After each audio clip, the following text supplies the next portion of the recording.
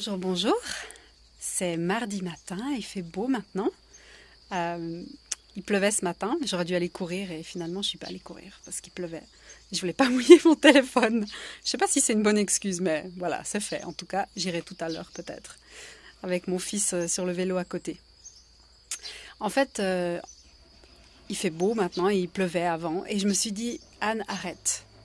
Arrête-toi, va dehors et prends un moment juste pour être. Donc je me suis assise ici dehors, à l'extérieur de ma maison. J'écoute les oiseaux, le son des cloches des vaches qui sont pas trop loin. J'ai pris le temps de respirer profondément, de sentir toutes les odeurs de la nature, surtout après la pluie. Hein, il y a des odeurs vraiment très agréables, cette odeur de terre, hein, de terre mouillée. Et je me suis dit que c'était l'occasion aussi de vous faire une petite vidéo, parce que ce genre de choses que j'ai fait juste maintenant, de m'arrêter, de prendre ce temps, même si c'est que 2 minutes, c'est quelque chose que je ne faisais pas avant.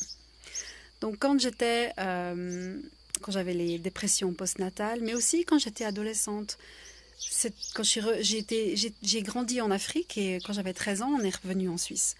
Et c'était vraiment un temps dans ma vie, enfin ce temps de dépression postnatale et ce moment de transition quand je suis revenue d'Afrique, c'était des périodes de vie où je ne savais pas qui j'étais. Vraiment, au fond de moi. Je ne savais pas. J'étais complètement perdue. Et une des choses qui m'a aidée vraiment à me retrouver, ça a été de réaliser que je suis importante. Que d'avoir du temps pour moi seule, c'est important. Et que c'était en fait le seul moyen finalement de m'entendre, d'entendre qui j'étais vraiment. Et donc j'ai dû apprendre à me battre.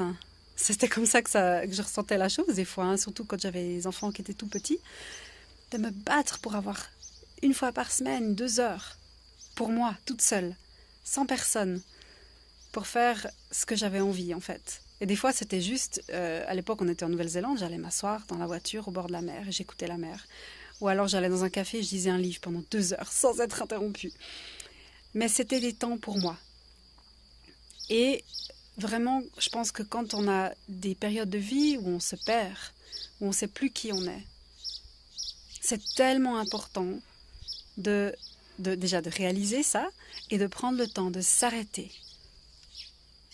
Et dans ces moments où on s'arrête, quoi qu'on fasse, on a le temps de redécouvrir qui on est, de s'entendre, d'entendre cette petite voix au fond de nous. Elle est là, elle est toujours là, mais souvent on la bloque, on a appris à la bloquer ou on est trop occupé pour l'entendre. Mais elle est là. Et donc de prendre ce temps, de s'occuper de soi-même et d'entendre cette petite voix qui nous dit ce dont on a besoin, qui nous dit qui on est finalement. Donc voilà, aujourd'hui je me suis dit je voulais vous encourager vraiment, si c'est vous, si toi tu m'entends et tu te dis ouais c'est moi, je sais pas qui je suis paumée.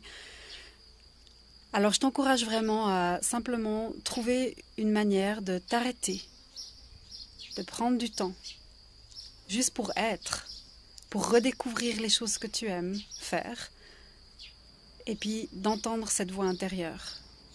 Voilà, c'était mon message pour aujourd'hui. Alors bonne journée, au revoir.